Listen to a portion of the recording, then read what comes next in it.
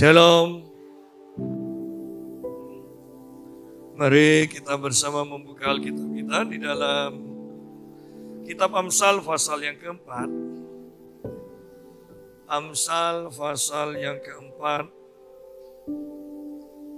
ayat yang ke-20 sampai ayat 27.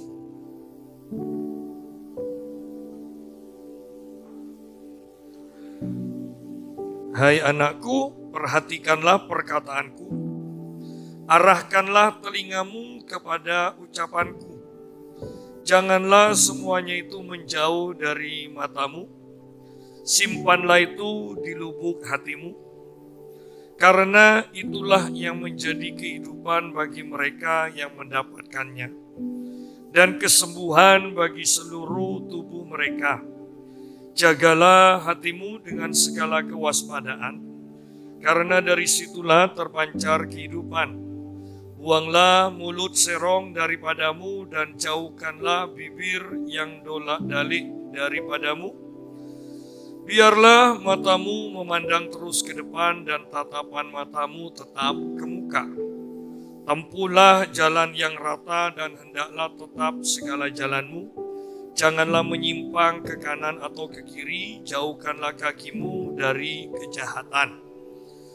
Nah, ini ayat-ayat yang sederhana dan kita biasanya hanya hafal ayat 23 ya. Tetapi kita mau coba pelajari, saya sepertinya juga sudah pernah menyampaikan ini.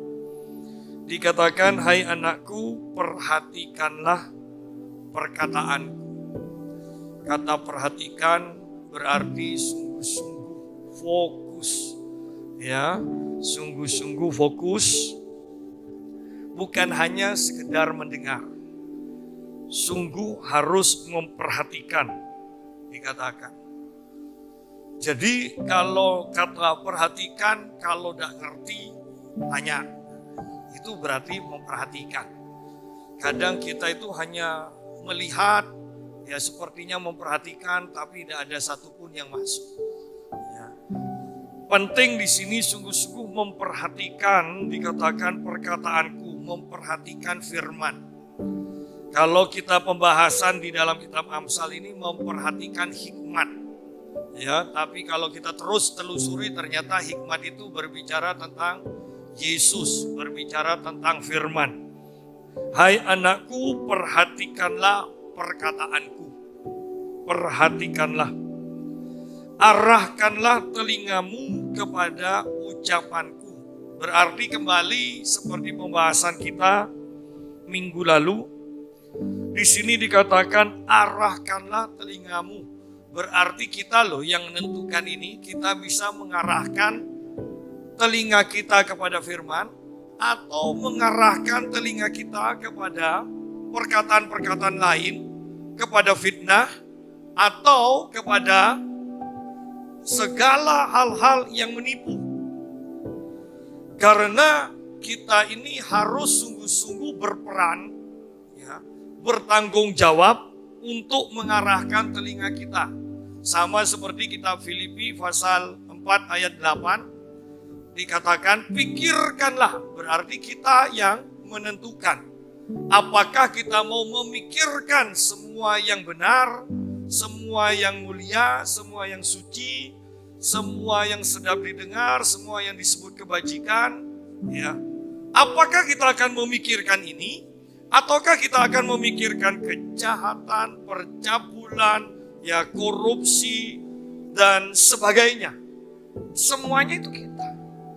Apakah kita akan memikirkan segala ketakutan, bencana, ataukah kita akan memikirkan kita akan diberkati Tuhan, kita akan dilindungi Tuhan, kita akan masuk dalam rencana Tuhan. Ya. Semuanya itu terserah pikiran kita. Saya memberikan pengumuman untuk kita memakai masker bukan karena takut, tetapi demi kepentingan bersama.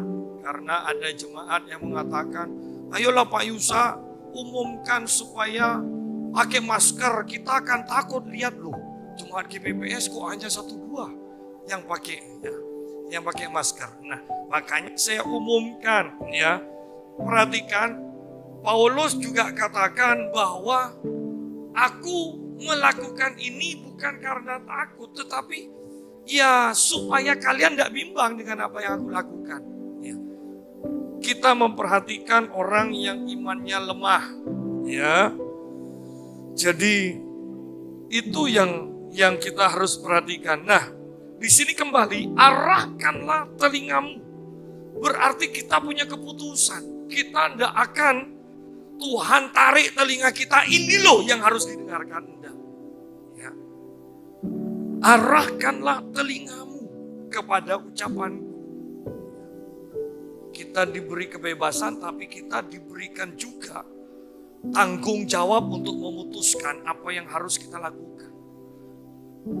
Berita-berita di sekeliling kita, ataukah firman Tuhan. Ya. Kembali ke kita ketika kita mengarahkan pendengaran kita kepada hal-hal di sekeliling kita, kita akan naik turun perasaan kita. Ya. Ada orang-orang yang dahulu tidak takut COVID. Alah, iya loh banyak yang mati. Alah. Tapi ketika kita terus dengarkan dan kita tahu siapa yang mati, kenalan kita bahkan, maka kita akan mulai goyah. Ya. Tetapi kalau kita terus memperhatikan firman, ada malaikat Tuhan yang mengelilingi kita. Roh Tuhan lebih besar tinggal di dalam kita daripada roh yang ada di dalam dunia. Ya. Tidak ada mantra, tidak ada tenung mempan terhadap kita. Kalau itu yang kita perhatikan, kita akan menjadi tenang. Nah, kembali tanggung jawab, keputusan akhir oleh Tuhan diberikan pada kita. Di sini dikatakan, arahkanlah telingamu kepada ucapanku. Janganlah semuanya itu menjauh dari matamu. Berarti banyak loh firman Tuhan. Dan kita harus tahu semua, harus ingat, ngerti. Saya baca buku tentang akar segala penyakit. Dan di sana dikatakan pentingnya keselarasan roh, jiwa, dan tubuh. Kalau roh, jiwa, dan tubuh kita selaras, maka kita akan sehat. Nah, yang jadi masalah adalah pikiran kita. Di sini dikatakan, janganlah semuanya itu menjauh dari matamu. Artinya apa? Bahwa firman yang sudah kita perhatikan, firman yang sudah telinga kita arahkan kepada firman, harus terus diarahkan sampai firman itu sungguh-sungguh menguasai pikiran kita. Sampai terbayang-bayang gitu loh. Sampai sepertinya jelas ada di mata kita firman itu. Di dalam buku yang saya baca itu dikatakan begini, bahwa di dalam otak manusia, di dalam pikiran manusia, itu ada dua kemampuan. Dikatakan daya ingat jangka pendek dan daya ingat jangka panjang. Ya. Nah, ketika daya ingat jangka pendek ini mau diteruskan ke daya ingat jangka panjang, itu butuh protein, dikatakan sintesa protein. Jadi ada perjalanan, sederhananya ada perjalanan. Nah, dalam firman dikatakan untuk kita itu sampai dalam taraf daya ingat jangka panjang, kita itu harus mendengarkan perkataan itu minimal 6 kali. Minimal 6 kali. Ya. Itu pun bukan 100% masuk ke daya ingat jangka panjang. Dikatakan minimal 6 kali, maka 20%, 25% akan masuk ke daya ingat jangka panjang kita.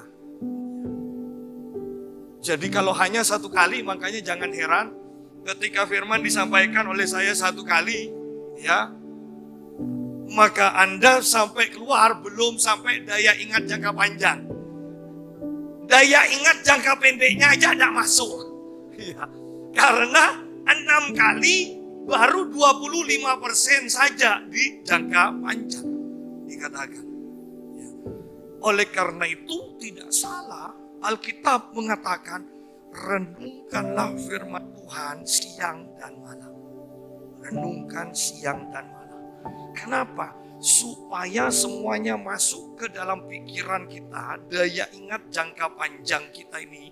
Dan ketika itu sudah masuk dikatakan 100% masuk ke daya ingat jangka panjang kita, maka itu akan menjadi diri kita. Itulah kita dikatakan. Ya. Jadi bayangkan bahwa kekristenan itu tidak mudah untuk menjadi serupa dengan Kristus. Itu tidak mudah. Memang tidak mudah.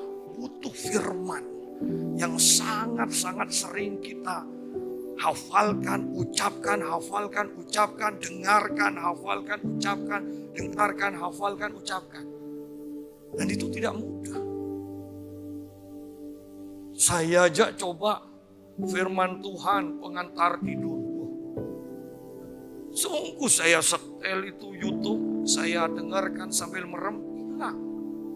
Hilang semuanya, hilang. Ya hilang sudah. Ya. Artinya memang mendengar firman itu tidak mudah loh. Oleh karena itu di sini perhatikanlah, arahkanlah. Berarti ya memang ada kemauan keras loh untuk kita itu mengerti firman Tuhan. Ya. Perhatikanlah perkataanku, arahkanlah telingamu kepada ucapanku. Janganlah semuanya itu menjauh dari matamu. Artinya itu terbayang-bayang loh. Firman itu sampai terbayang-bayang. Sampai jelas ada di dalam pikiran kita, sepertinya di depan kita sampai. Berarti kalau sudah sampai seperti itu, kita akan masuk ke dalam kebiasaan dikatakan orang itu akan harus melakukan sesuatu minimal 27 kali, 27 atau 29 sekitar itu ya, untuk mengubah kebiasaan. Nah, untuk mengubah kebiasaan. Berarti orang Kristen, saya katakan, berarti orang-orang Kristen yang dipakai Tuhan intinya hanya orang-orang yang bertekun. Bayangkan doa tiap pagi. Orang pikir udah capek, udah bosan. Jangan tanya itu kepada mereka. Mereka taunya pokoknya ini harus dilakukan. Bertekun, itu bertekun namanya. Dan tidak banyak orang yang bisa seperti itu. Tidak banyak. Oleh karena itu jangan heran Tuhan katakan, selalu Tuhan katakan sedikit, sisa, selalu seperti itu. Ya. Bahkan kalau kita perhatikan, dari manusia, masyarakat secara umum, yang ikut satu pertandingan itu hanya berapa persennya. Kemudian masih, yang menang satu hanya, satu. Saya selalu ingat, saya sekarang tidak mau katakan 3 yang menang. Juara 1, juara 2, juara 3. Udah. Dikatakan yang namanya juara itu pasti hanya satu. Dikatakan. Juaranya hanya satu. Jadi kalau orang-orang yang lain yang ikut perlombaan, pertandingan itu sudah bertekun semua. Bisa bayangkan satu orang yang jadi juara ini bertekunnya bagaimana. Dan di sini jelas dikatakan, perhatikan, arahkan, janganlah semuanya itu menjauh. Dikatakan, jangan, ada penekanan semuanya, ada penekanan. Jadi tidak cukup membaca atau mendengar firman Tuhan satu kali, tidak cukup. Tidak cukup juga berdoa hanya satu kali. Setelah itu sudah Tuhan pasti jawab. Tidak cukup. Sampai Tuhan jawab baru berhenti. Dan simpanlah itu di lubuk hatimu. Simpan di dalam hati. Bagaimana mau disimpan di dalam hati kalau dipikir ya tidak nyantol? Ya kan? Seorang hamba Tuhan mengatakan begini, perjalanan yang paling jauh, perjalanan yang paling lama, dan itu belum tentu nyampe juga, adalah perjalanan firman Tuhan dari pikiran sampai ke hati, dikatakan. Itu perjalanan paling jauh. Oleh karena itu kan sering kita lihat orang-orang kelihatannya sungguh-sungguh, tapi kok tidak maju-maju kerohaniannya. Ini loh, bahwa memang kita butuh ketekunan, kita butuh kasih karunia Tuhan. Pokoknya berserah, tetapi kita juga bertanggung jawab dengan ketekunan. Untuk supaya firman itu dari pikiran kita nyampe ke hati kita. Sederhananya sampai firman menguasai kita itu. Itu perjalanan yang jauh sekali.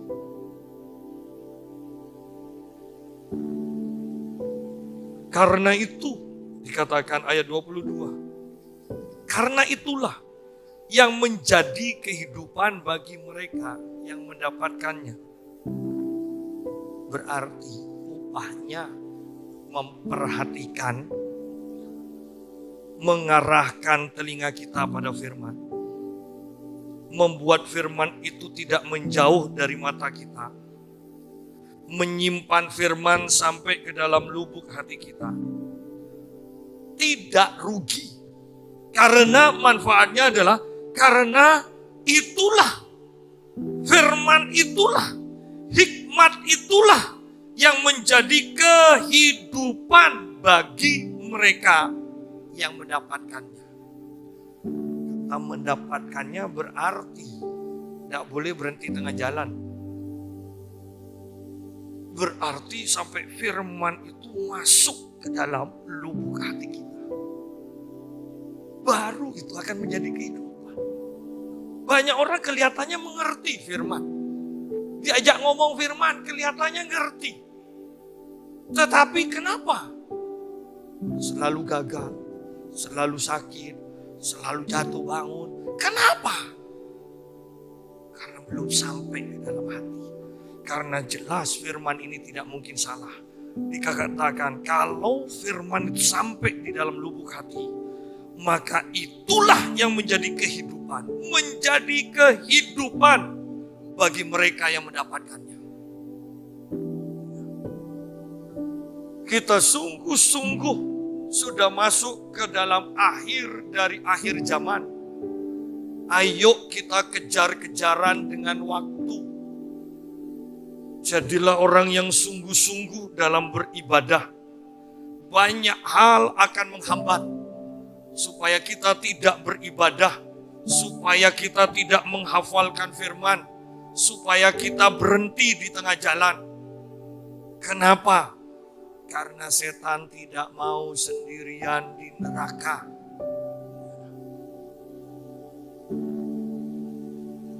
Karena itulah yang menjadi kehidupan bagi mereka yang mendapatkannya. Wow, luar biasa kehidupan. Dan kesembuhan bukan hanya kesembuhan bagi mereka. Perhatikan di sini. Kesembuhan bagi seluruh tubuh. Bukan hanya kanker. Bukan hanya kesembuhan kaki. Bukan hanya kesembuhan ambeien. Bukan hanya kesembuhan ginjal. Seluruh tubuh. Saya aja kaget ketika saya memperhatikan ini. Duh, ini bukan hanya sebagian. Bayangkan orang menganggap, apa sih firman? Padahal kita mengatakan, kesehatan itu mahal harganya. Anda kalau sudah kena ginjal, untuk ginjal bukan sembuh lah, bertahan aja ya. bisa memperpanjang umur berapa tahun aja, pelihara ginjal, itu harganya mahal. Kalau seluruh tubuh kita bisa melihat dahsyatnya firman ini. Dan harganya berapa sih yang pantas untuk firman yang begitu berharga seperti ini? Apakah kita akan rugi untuk mengorbankan waktu-waktu kita? Apakah kita akan rugi mengatakan, alah rugi menghabiskan waktu untuk firman ini? Rugi untuk memberikan persembahan di gerejanya untuk mendengarkan firman. Rugi kalau rekreasi diganti hanya untuk mendengar firman. Tetapi saya mau katakan, ingat, Anda untuk menjaga atau untuk mengobati ginjal Anda berapa? Bagaimana jantung? Kalau jantung pakai baterai, itu selalu harus diperbarui, berapa juga? Bagaimana kalau kanker otak? Nggak usah sampai sembuh karena pasti tidak sembuh. Ya, berapa uang yang dihabiskan? Dan obat untuk seluruh tubuh, bukan obat untuk menyembuhkan dari penyakit, tetapi obat supaya tetap sehat ada pada firman. Ada pada firman. Ini sangat luar biasa. Sungguh kalimat yang sederhana ini mengagetkan saya. Dan kesembuhan bagi seluruh. Kata seluruh itu yang bikin saya kaget. Yang membuat saya fokus sungguh-sungguh seluruh. Karena kalau tidak ada seluruh, ayat ini kurang kuat. Berarti Tuhan merancangkan kita dari awal kan. Ketika Tuhan berfirman, firman-Nya sungguh amat baik. Dan firman itu kekal. Dan hanya firman yang akan mempertahankan kesehatan kita. Sungguh amat baik itu. Hanya firman. Hanya firman. Dan kesembuhan bagi seluruh tubuh mereka. Bukan hanya kehidupan, keberhasilan, tetapi kesehatan.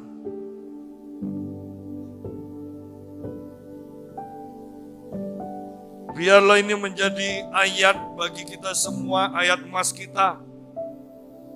Bahwa perkataan firman itu akan menjadi kesembuhan bagi seluruh tubuh kita.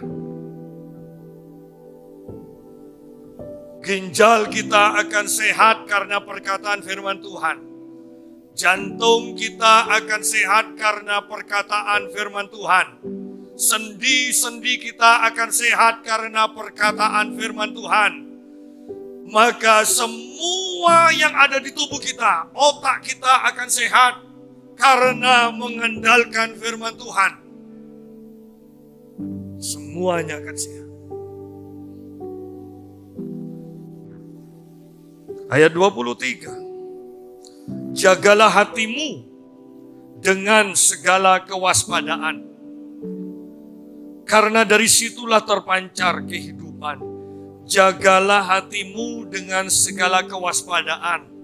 Jagalah hatimu yang sudah penuh dengan firman itu. Jangan sampai dicemari. Kenapa? Kalau sampai hati kita dicemari, maka firman yang ada di dalam hati kita tidak akan bisa memancar dengan bebas. Kecemaran-kecemaran seperti yang kita sudah bahas, kepahitan, kekecewaan, dendam, fitnah, dusta, itu kecemaran yang membuat kuasa firman tidak bisa mengalir dengan bebas. Oleh karena itu, jagalah hatimu, dikatakan. dengan segala kewaspadaan. Waspada. Saya perhatikan satu renungan setiap hari yang dilakukan seorang hamba Tuhan. Dan dia berpuasa, ternyata fokusnya hanya tiap hari dia tulis panjang lebar, padahal intinya hanya supaya hati aja. Jangan sampai tercemar, yang sedikit pun juga jangan. Dan dia menghabiskan waktu dalam puasa setiap hari hanya ditegur untuk membersihkan hati, membersihkan hati, membersihkan hati, membersihkan hati. Banyak orang Kristen tidak sampai di sana. Orang Kristen kebanyakan pikirannya, kok berkatku hanya segini ya, kok tambah lagi lah Tuhan, tolong berkati aku lah Tuhan, tolong Tuhan berkati lagi Tuhan, jangan jauhkan aku dari kegagalan Tuhan, berkati Tuhan, berkati, selalu itu. Padahal firman itu akan mengalirkan kehidupan, firman akan mengalirkan kesembuhan, firman akan mengalirkan keberhasilan, asal hati kita dijaga, jangan sampai tercemar. Jangan sampai tercemar.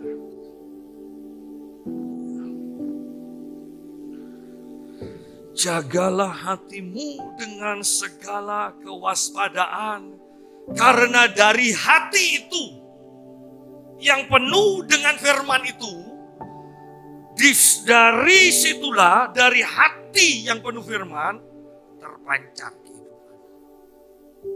Terpancar kehidupan. Terjemahan lain mengatakan mengalir aliran-aliran sungai kehidupan. Bukan hanya satu.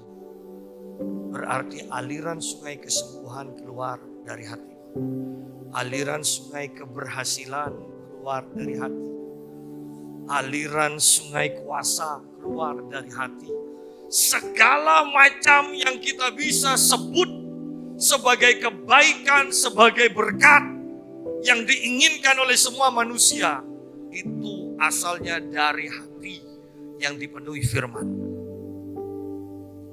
Atau lebih tepatnya ya mungkin firman yang ada di dalam hati kita.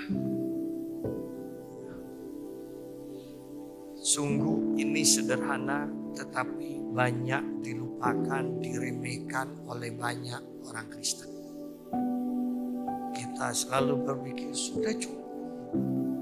Aku sudah tidak berbuat dosa. Aku sudah ke gereja. Cukup, apalagi? Yang dituntut Tuhan adalah kesempurnaan. Bayangkan orang yang mau manteng, ada jerawat satu aja yang menonjol. Oh, itu sebelum acara itu harus dihilangkan itu. Bagaimana caranya pasti dihilangkan. Kalau tidak bisa meletus itu akan ditempel. Ditempel itu setebel-tebelnya, pokoknya tidak boleh kelihatan. Dan saya mau bicarakan, ini sudah waktu menjelang resepsi pernikahan. Kita harus sempurna. Kita harus sempurna. Ingat, kita tidak boleh membandingkan diri kita dengan saudara seiman kita. Alah, aku lebih baik kok dari si A, si B, karena oh iya, kalau naik kelas itu, kalau ada yang lebih bodoh dari kita masih aman kita. Pasti yang tidak naik kelas yang di bawah kita. Sayangnya untuk urusan keselamatan, ya tolak ukurnya, perbandingannya adalah Tuhan Yesus. Perbandingannya adalah Tuhan Yesus. Sampai dalam taraf, Yesus hidup di dalamku dan aku hidup di dalam Yesus. Sehingga Paulus berani berkata kepada Timotius, hai manusia Allah, perhatikan kodrat kita. Hai manusia Allah, bukan manusia yang gagal, manusia yang penuh kelemahan, manusia yang tidak mungkin sempurna, dengarkan kata-kata Paulus kepada Timotius. Hai, engkau manusia Allah. Dengarkan firman Tuhan juga kepada kita jemaat GBPS. Hai, engkau manusia Allah. Aku menanam firman-Ku di dalam hatimu. Aku memberikan roh-Ku di dalam hatimu. Maka kehidupan akan menjadi bagianmu. Maka kesembuhan seluruh tubuhmu terjamin. Dan engkau sendiri akan memancarkan kehidupan itu. Wow, ini luar biasa. Sungguh sangat luar biasa. Dan kemudian ayat 23 dikatakan, buanglah mulut serong daripadamu, dan jauhkanlah bibir yang dolak-dalik daripadamu. Sederhananya saja saya mengatakan, jangan berdusta. Jangan berdusta. Kenapa? Karena dikatakan, Yesus sendiri mengatakan, mintalah atau katakanlah, asal tidak bimbang hatimu. Tidak bimbang, ada kepastian. Tidak bimbang berarti ya di atas ya, tidak di atas tidak. Maka semuanya akan diberikan. Ketika kita terbiasa berkata ya di atas tidak, ya tidak di atas tidak, ada kuasa bahwa kehidupan itu akan mengalir dengan leluasa dari hati kita melalui mulut kita. Tetapi yang sering terjadi, hati memancarkan kehidupan. Dalam perjalanannya yang keluar itu menjadi cemar. Kenapa? Karena kita tidak menjaga hati kita dengan segala kewaspadaan. Jagalah hatimu dengan segala kewaspadaan. Artinya apa? Anda harus peka. Kadang kita kumpul dengan seseorang tanpa sadar. Kebiasaannya itu transfer ke kita. Iya kalau kebiasaan yang baik. Banyakan kebiasaan yang tidak baik. Kalau Anda sudah tahu loh, aku kumpul dengan orang ini kok menjadi bocor ya. Kerohanianku kok bocor. Kalau sudah seperti itu saya mau katakan, tinggalkan pergaulanmu, cari pergaulan yang benar. Itu namanya jagalah hati dengan segala kewaspadaan. Kita harus sungguh-sungguh teliti dalam setiap kehidupan kita. Jagalah hatimu dengan segala kewaspadaan. Melalui apa? Pergaulan yang benar. Jauhi pergaulan yang jahat. Jauhi kumpul-kumpul yang hanya membuat kekuatan manusia, rohmu tersedot keluar. Percuma. Jagalah hatimu dengan segala kewaspadaan. Buanglah mulut serong daripadamu. Dan jauhkanlah bibir yang dolak-dalik daripadamu. Ke si A omongannya A, ke si B omongannya B. Loh, yang mana yang benar? Kadang orang itu kalau suka bohong ya, sampai tidak sadar bahwa dirinya itu bohong. Itu loh yang bahayanya. Kalau sudah tidak sadar bahwa dirinya bohong, berarti itu sudah gaya hidup. Itulah dirinya yang sebenarnya. Buanglah mulut serong daripadamu dan jauhkanlah bibir yang dolak-dalik daripadamu. Biarlah matamu memandang terus ke depan dan tatapan matamu tetap ke muka. Tempuhlah jalan yang rata dan hendaklah tetap segala jalanmu.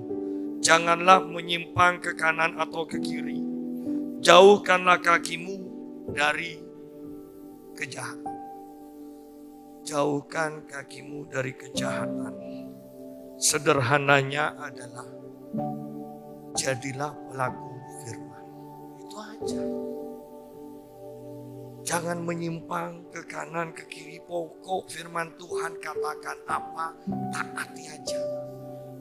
Firman Tuhan perintahkan apa? Lakukan aja. Jadilah pelaku firman. Nah, kita akan lanjutkan ke Injil Lukas pasal 21. Lukas 21 ayat 34 sampai ayat 36.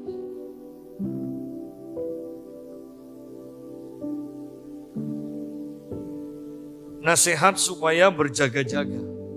Jagalah dirimu supaya hatimu jangan syarat oleh pesta pora dan kemabukan serta kepentingan-kepentingan duniawi.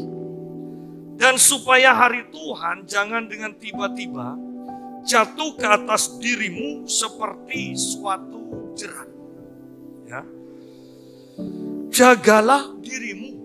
Tadi kita bahas, jagalah hatimu dengan segala kewaspadaan. Jadi ketika berbicara hati, itu akan menjadi keseluruhan hidup kita. Jagalah dirimu supaya hatimu. Berarti sama dong. Jagalah diri kita ini sama dengan menjaga hati. Jagalah dirimu supaya hatimu jangan syarat. Jangan penuh oleh pesta pora. Pesta pora, maunya seneng-seneng terus. Dan kemabukan. Bahwa sampai dalam taraf kita tidak sadar mana yang benar, mana yang salah, mana yang baik, mana yang jahat. Itu kemabukan. Kitab Efesus, Paulus katakan, jangan mabuk oleh anggur, biarlah engkau penuh dengan Roh Kudus. Karena ketika kita penuh dengan Roh Kudus, ada kesalahan sedikit aja, Roh Kudus akan ingatkan. Tetapi kalau mabuk dengan anggur, kita tidak sadar sampai dalam taraf bahwa ketika kita melakukan hal yang mempermalukan diri kita sendiri pun, kita tidak sadar, itu namanya mabuk. Kita melakukan sesuatu yang mencelakakan diri kita, mempermalukan diri kita sendiri. Kita tidak sadar, itu namanya mabuk. Kalau Roh Kudus kebalikannya, penuh Roh Kudus, Anda akan dipimpin Roh Kudus, salah sedikit aja, Anda akan cepat sadar. Itu penuh Roh Kudus. Ya. Itu penuh Roh Kudus. Oleh karena itu di sini dikatakan, dan kemabukan. Jangan syarat dengan kemabukan. Serta kepentingan-kepentingan duniawi. Seringkali ketika sudah menyinggung kepentingan duniawi, orang itu membela diri. Namanya orang hidup ya butuh uang. Iya, tetapi jangan itu dijadikan andalan untuk tidak beribadah, untuk menjauhi jam-jam ibadah, untuk tidak sungguh-sungguh dengan Tuhan. Jangan pakai alasan itu. Ya. Bahwa kita itu sekedar makan, minum, pakai itu cukup. Dan terlebih penting adalah manusia roh kita. Itu hati kita ini loh yang terpenting. Kenapa? Di sini dikatakan, dan supaya hari Tuhan jangan tiba-tiba jatuh ke atas diri. Kedatangan Tuhan yang kedua kalinya itu terjadi 2 kali. Bukan hanya 1 kali. Yang pertama, Tuhan datang di atas awan untuk mengangkat kita, orang yang sungguh-sungguh. Itu yang disebut pengangkatan. Orang yang mati di dalam Tuhan akan dibangkitkan. Kita yang sungguh-sungguh dengan Tuhan, kita akan diangkat. Kemudian, cawan murka Allah, sangkakala ke-7 berbunyi 7 cawan murka Allah akan dicurahkan. Di sana antikris berkuasa penuh dan orang Kristen yang tidak sempurna. Mereka harus mempertahankan imannya dengan nyawa atau darahnya sendiri. Mereka akan disiksa, mereka akan menderita, tetapi kalau mereka bertahan, mereka akan selamat. Bahkan sampai mati. Lalu pada akhir pemerintahan antikris, Yesus bersama para malaikatnya, bersama orang-orang kudusnya yang sudah diangkat itu, akan datang kembali. Dan antikris, Yesus akan berperang dengan antikris dan bangsa-bangsa. Dan antikris akan ditangkap, nabi palsu itu akan ditangkap, dan mereka langsung ditaruh di dalam neraka. Ya. Orang-orang yang mengikutnya juga itu akan ke neraka. Nah, iblis dirantai dan dimasukkan ke dalam jurang maut, bukan ke neraka, bukan ke dalam api dan belerang, terpisah. Baru setelah itu, sebelum masa 1000 tahun itu, kerajaan 1000 tahun, antikris sudah kalah, baru ada kebangkitan lagi. Ya, kebangkitan lagi. Yaitu orang-orang yang tidak mengalami kebangkitan pada waktu Yesus datang kedua kalinya. Semuanya itu akan dibangkitkan dan diperhadapkan kepada buku kehidupan dan buku-buku yang lain. Mereka tidak akan kedapatan dalam buku. Kemudian mereka akan dilemparkan.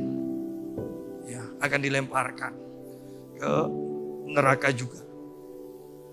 Tetapi ada orang-orang martir yang sudah mati pada zaman antikris itu. Mereka juga akan dibangkitkan. Mereka sudah menebus keselamatannya dengan darahnya. Dan mereka akan masuk ke dalam kerajaan 1000 tahun. Tapi ingat, di dalam kerajaan 1000 tahun juga ada orang-orang yang hatinya bersih pada waktu zaman antikris. Tetapi mereka tidak percaya Tuhan Yesus. Mereka akan masuk ke dalam kerajaan 1000 tahun. 1000 tahun mereka menikmati kelimpahan sukacita, tidak ada penderitaan. Akhir dari 1000 tahun, antikris akan dilepaskan lagi, setan akan dilepaskan lagi, dan setan akan mendustai, akan memfitnah Tuhan. Dia akan mempengaruhi orang-orang yang sudah hidup nyaman di kerajaan 1000 tahun ini. Dan ternyata mereka percaya pada perkataan iblis ini dan semuanya memberontak kepada Tuhan. Dan Tuhan akan menghabiskan mereka, iblis dan semua pengikutnya dilempar ke dalam api neraka itu. Barulah Tuhan akan membuat sekali lagi bumi yang baru dan langit yang baru. Nah, celaka ketika kita tidak mengalami pengangkatan itu. Kita akan masuk ke dalam antikris. Kita masih bisa selamat, iya, tetapi dalam penderitaan. Sedangkan yang memerintah itu yang alami pengangkatan. Anda boleh perhatikan, baca itu sungguh-sungguh. Begitu sederhananya itu. Nah, lihat, oleh karena itu dikatakan, jagalah dirimu. Supaya hari Tuhan jangan dengan tiba-tiba jatuh ke atas dirimu. Ini berarti berbicara tentang kalau ada 2 orang di ladang, satu akan diangkat, ya kan? Satu akan ditinggalkan itu.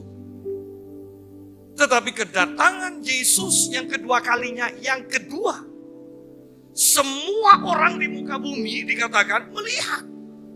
Bahkan orang yang bangsa yang menikam dia, melihat dia yang tertikam dan mereka meratap, dikatakan. Itu kedatangan Yesus yang kedua kalinya. Kita harus mengerti di sini. Tetapi yang saya mau tekankan, kedatangan Yesus yang berbicara tentang pengangkatan, kalau kita tidak diangkat, dan itu tiba-tiba dan tidak ada yang tahu waktunya. Tetapi kedatangan Yesus yang kedua kalinya, orang sudah tahu pasti. Tinggal hitung aja kan, dari pengangkatan itu ada yang percaya 7 tahun, ada yang percaya 3,5 tahun. Sudah pasti itu sudah. Ya. Jadi di sini kita sungguh-sungguh harus mempersiapkan diri kita. Bukan sekedar kita diberkati, bukan sekedar kita sehat, tetapi yang terlebih penting supaya ketika hari Tuhan kita itu siap. Itu. Ya. Jangan dengan hari Tuhan, supaya hari Tuhan, jangan dengan tiba-tiba jatuh ke atas dirimu seperti suatu jerat. Artinya kau tidak akan terlepas. Tidak ada penyesalan lagi, sudah. Tetap ketika Anda tidak terangkat, maka Anda harus menjalani kehidupan, mengalami penyiksaan, mengalami dikejar-kejar oleh antikris, mengalami penganiayaan, mengalami kekurangan, dan Anda harus bertahan dengan iman Anda. Supaya bisa diterima nanti oleh Tuhan Yesus. Dan itu sukar, itu berat. Nyawa dikatakan. Darah harus ditumpahkan. Sebab, ayat 35. Sebab, ia akan menimpa, hari Tuhan itu akan menimpa semua penduduk bumi ini.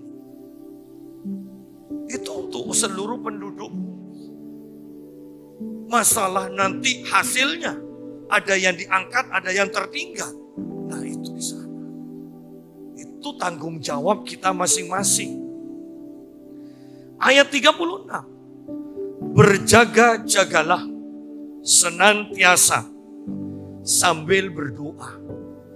Jagalah hati kita dengan firman Tuhan, tetapi secara bersamaan kita juga harus berdoa.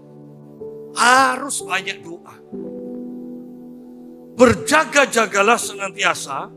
Jagalah hatimu dengan segala kewaspadaan sambil berdoa. Sambil berdoa. Supaya kamu beroleh kekuatan, beroleh kuasa untuk luput dari semua yang akan terjadi itu. Loh, Tuhan itu baik. Tuhan tidak merencanakan kita untuk mendapatkan murka Allah, dikatakan. Kita juga sudah bahas bahwa ya, sangkakala 1, sangkakala 1 sampai 6 itu terjadi, bahkan sampai 7. Itu terjadi karena doa-doa orang kudus. Kalau itu terjadi karena doa-doa orang kudus, tidak mungkin sangkakala 1 sampai 6 itu akan kena kepada orang kudus. Tidak mungkin. Kalau sampai kena kepada orang kudus, itu namanya senjata makan Tuhan. Karena kita yang berdoa dan itu yang terjadi. Oleh karena itu di sini dikatakan, supaya kamu beroleh kekuatan untuk luput dari semua yang akan terjadi. Untuk luput. Itulah rencana Tuhan. Kita luput dari semua bencana di akhir zaman. Dan yang sangat penting, supaya kamu tahan berdiri di hadapan Anak Manusia. Supaya kita layak ada di hadapan tahta Allah. Supaya kita diterima di surga oleh Tuhan. Itu. Jadi kita harus jaga hati kita dengan firman sambil berdoa. Ringkasannya, rangkumannya hanya seperti itu. Jagalah hati kita dengan firman sambil berdoa. Supaya di bumi kita diluputkan dari bencana-bencana itu. kekekalan kita layak di hadapan Tuhan. Tuhan memberkati kita semua.